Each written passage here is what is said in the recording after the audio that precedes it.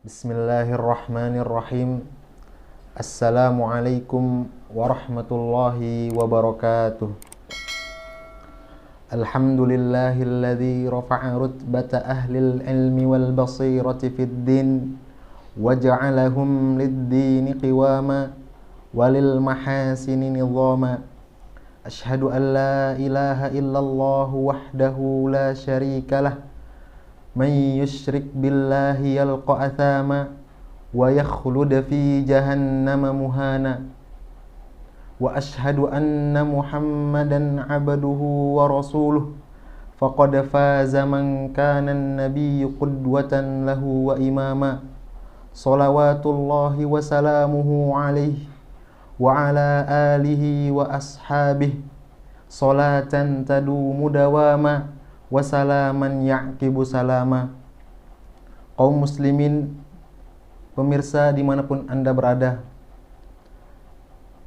bersyukur senantiasa kita ucapkan atas kehadirat Allah subhanahu wa ta'ala yang senantiasa melimpahkan kepada kita nikmat-nikmatnya, karunia-karunianya, sehingga pada kesempatan yang mulia ini kita bisa sama-sama membagi dan belajar ilmu ad-din.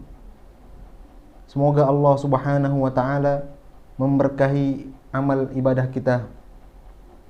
Salawat serta salam semoga selalu tercurah kepada Nabi Agung Muhammad sallallahu alaihi wasallam, keluarga beliau, para sahabat beliau, dan orang-orang yang senantiasa mengikuti sunnah beliau hingga hari kiamat kelak. Kaum muslimin rahimani wa rahimakumullah. Insyaallah di kesempatan yang singkat ini kita akan membaca satu hadis yang mana hadis ini berisikan wejangan-wejangan atau wasiat-wasiat yang Rasulullah sallallahu alaihi wasallam sampaikan kepada sahabat yang mulia Mu'adz bin Jabal radhiyallahu anhu ketika hendak berangkat berdakwah ke negeri Yaman. Peristiwa ini terjadi pada tahun ke-10 Hijriah, di akhir-akhir masa kenabian Rasulullah sallallahu alaihi wasallam. Beliau ingin agar Islam ini menyebar ke seluruh daerah penjuru-penjuru. Maka salah satunya beliau mengutus Mu'adz bin Jabal untuk berdakwah ke Yaman. Hadis ini diriwayatkan oleh sahabat yang mulia Abdullah bin Abbas radhiyallahu anhuma. Beliau menceritakan, anna Rasulullah sallallahu alaihi wasallam lamma ba'atha Mu'adzan ilal Yaman qala lah.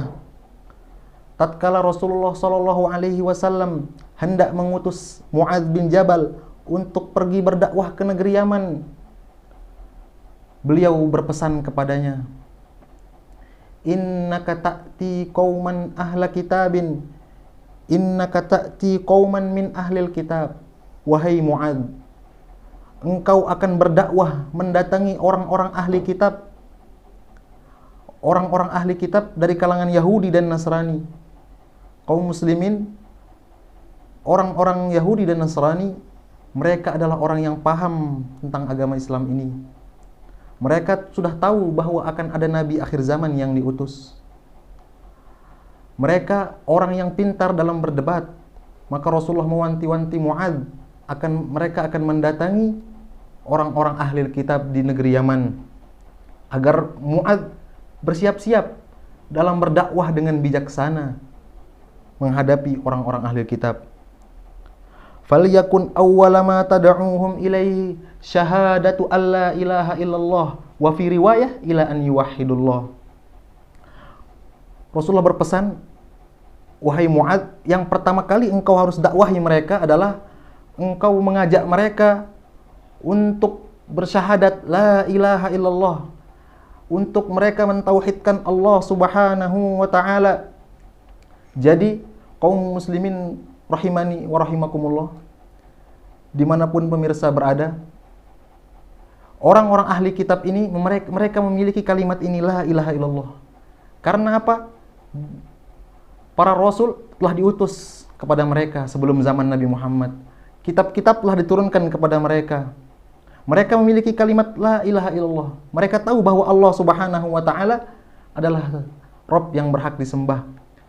Namun meski demikian Rasulullah Shallallahu alaihi wasallam tetap memerintahkan Muadz bin Jabal pertama kali yang harus ia sampaikan kepada ahli kitab Yahudi dan Nasrani di negeri Yaman adalah untuk mendakwahkan la ilaha illallah.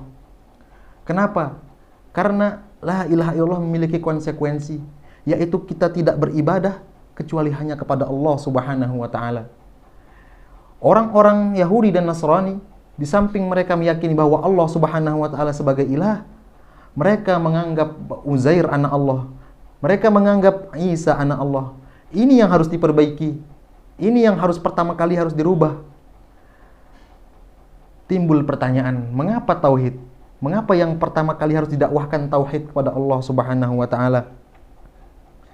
Jawabannya tidak lain dan tidak bukan karena tauhid merupakan asas, pondasi dari agama kita. Bagaimana mungkin suatu bangunan akan berdiri kokoh apabila pondasinya tidak kuat, rapuh? Begitu pula agama seseorang, apabila tauhidnya rapuh, lemah, tidak kuat, maka Islamnya tidak akan pernah kuat, tidak akan pernah kokoh. Itulah sebab yang pertama, mengapa tauhid lebih dahulukan. Sebab yang kedua, kita tidaklah diciptakan oleh Allah Subhanahu wa taala kecuali untuk beribadah kepada Allah Subhanahu wa taala semata, mentauhidkan Allah Subhanahu wa taala.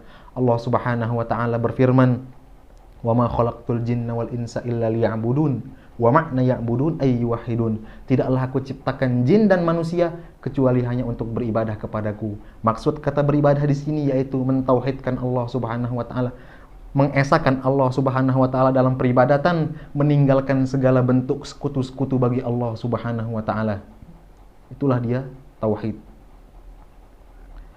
Kemudian Rasulullah Shallallahu alaihi wasallam melanjutkan wasiatnya kepada Muadz yang hendak berdakwah. Fa inhum ata'uka lidzalik fa'alimhum anna Allah aftarada 'alaihim khamsa shalawatin fi kulli yaumin wa lailatin. Wahai Muadz, apabila mereka mentaatimu, mereka mau mentauhidkan Allah Subhanahu wa taala, menjadikan Allah sebagai ilah satu-satunya, mau menjauhkan syirik sejauh-jauhnya, apabila mereka mau menjauhkan syirik sejauh-jauhnya, maka beritahulah mereka, ajarkan kepada mereka bahwa Allah Subhanahu wa taala telah mewajibkan salat 5 waktu bagi mereka dalam sehari semalam. Salat kaum muslimin rahimani wa rahimakumullah merupakan perkara yang sangat agung, namun sangat miris di zaman sekarang. Betapa banyak para pemuda-pemudi, bahkan yang sudah tua, mereka meninggalkan dengan entengnya perkara salat ini. Perkara salat ini merupakan perkara yang agung, perkara amal yang akan pertama kali ditimbang oleh Allah Subhanahu wa taala. Apabila baik, baik pula seluruh amalnya. Apabila buruk, buruk pula seluruh amalnya. Kemudian Rasulullah Shallallahu alaihi wasallam melanjutkan wejangannya yang ketiga. Fa inhum ata'uka lidzalik fa'alimhum anna Allah aftarada 'alaihim shadaqatan. Apabila mereka mentaatimu, mau bertauhid kepada Allah, mau mengerjakan salat, ajarkan kepada mereka bahwa Allah Subhanahu wa taala telah mewajibkan kepada mereka berzakat, membayar zakat. Tu'khadhu min agniyaihim faturaddu ala fuqaraihim. Zakat yang diambil dari orang-orang kaya yang diserahkan kepada orang-orang miskin. Kaum muslimin rahimani wa rahimakumullah. Mengapa Rasulullah Shallallahu alaihi wasallam di sini menyebutkan secara khusus kaum orang-orang fakir miskin? Padahal kita tahu bahwasanya yang berhak menerima zakat bukan hanya fakir miskin. Namun Rasulullah di sini menyebutkan secara khusus wallahu alam karena orang miskin adalah orang yang paling berhak menerima zakat dari kita. Terlebih lagi orang miskin yang tinggal di daerah kita, yang dekat dengan kita, merekalah yang paling berhak menerima zakat dari kita. Karena mereka yang melihat kekayaan kita, mereka yang tahu bahwa kita memiliki harta, maka merekalah yang berhak menerima zakat dari kita. Kaum muslimin rahimani wa rahimakumullah. Selanjutnya Rasulullah Shallallahu alaihi wasallam bersabda, "Fa inhum ata'uka lidzalik wa iyyaka wa karaima amwalihim." Apabila mereka mentaatimu, mau membayar zakat, maka janganlah engkau ambil zakat dari mereka harta-harta yang paling berharga yang mereka miliki. Jangan kau ambil itu. Ambil harta yang tengah-tengah, yang tidak terlalu berharga, yang tidak bernilai sama sekali. Jangan. Ambil yang tengah-tengah. Kemudian jangan terakhir yang Rasulullah SAW sampaikan, wattaqi da'watal mazlum, wahai Mu'adz. Takutlah engkau dari yang namanya kezaliman. Berlaku adillah engkau, janganlah engkau mendolimi siapapun. Kenapa? Fa innahu laisa bainaha wa bainallahi hijab. Karena tidak ada yang dapat menghalangi doa orang yang terzalimi untuk sampai kepada Allah Subhanahu wa taala.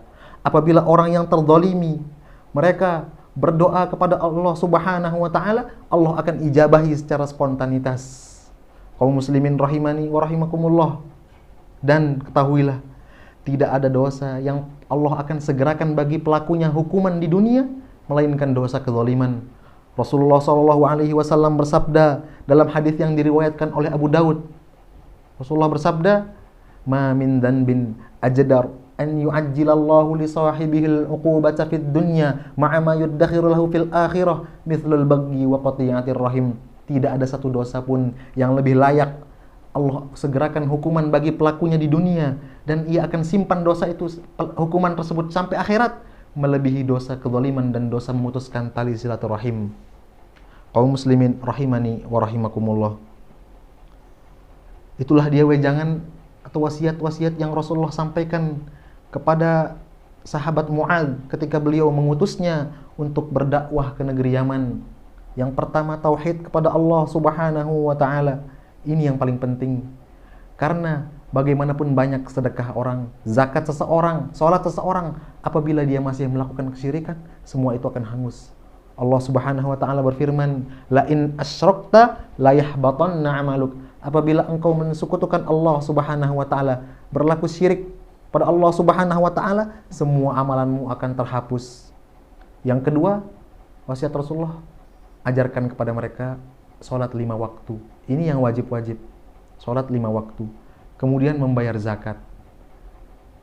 Kemudian tidak mengambil dari harta zakat tersebut harta yang paling berharga. Kemudian yang terakhir, untuk menjauhi kezaliman. Lawan dari kezaliman adalah adil. Maka jauhi kezaliman dan berlaku adillah kepada siapapun. Akhirnya, semoga Allah Subhanahu wa taala senantiasa menjadikan kita orang-orang yang bertauhid, senantiasa menunaikan sholat, membayar zakat, dan selalu berlaku adil kepada siapapun dan tidak menzalimi siapapun. Mudah-mudahan yang sedikit ini dapat bermanfaat, yang benar datang dari Allah, yang salah datang dari saya pribadi dan dari syaitan. Semoga Allah Subhanahu wa taala mengampuni kita. Nasrun minallahi wa fathun qarib. Wassalamualaikum warahmatullahi wabarakatuh.